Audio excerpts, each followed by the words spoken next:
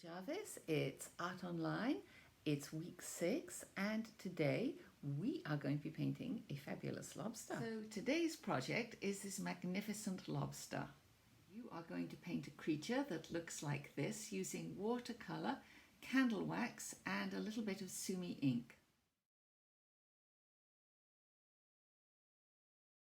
The first thing that you will want to do will be a very light pencil sketch. Starting my main project, I just do a very quick thumbnail so that I work out the proportions, I think about the colour that I'm going to use, and I think about where I'm going to put the candle wax.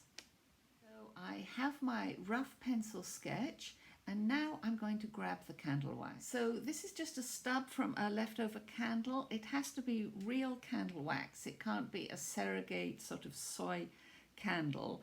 But if you don't have this, you can use a wax crayon from a kid's wax crayon set, like the one sold at CVS, or you can just go in afterwards and use the Dr. Martens Bleed Proof White for white highlights. So you take your candle wax, and with just a light up and down motion, you start to put some candle wax in on the claws. Not too much, because it's going to be permanent. And I just go up and down. It's hard to see where the wax went in this light, I'm afraid.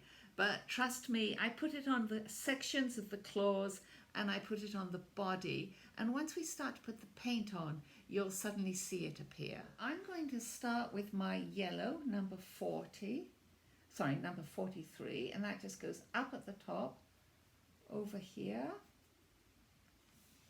And instantly you can see the effect of the wax. And then we'll add just more yellow all over this guy, just on the one side.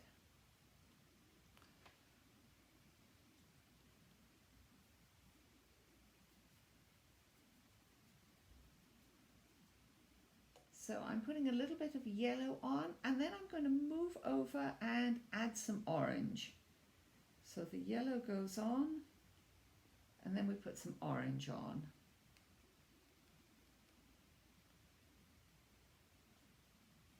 I'm using a nice big brush which holds a lot of paint, and I want to go over and beyond the pencil lines because I want my ink to finally define the shape of my lobster.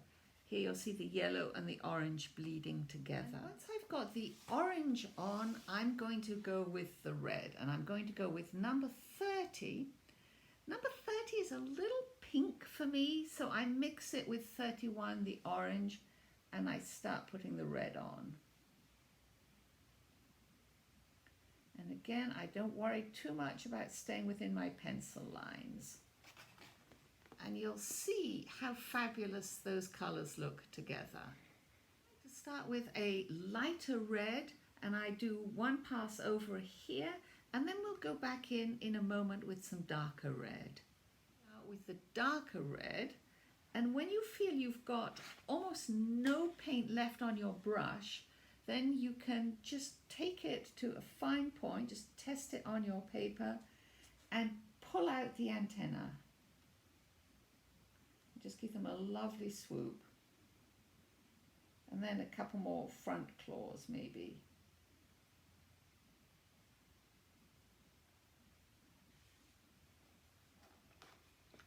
Your lobster now looks like this.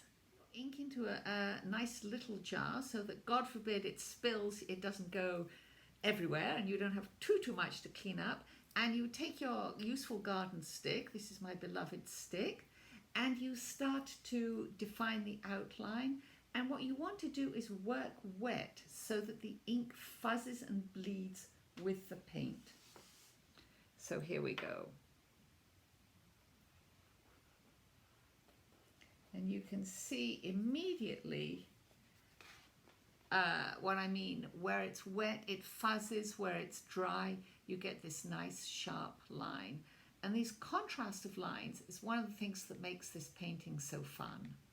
My lobster is starting to take shape, and I have to work quickly while the paint is still dry.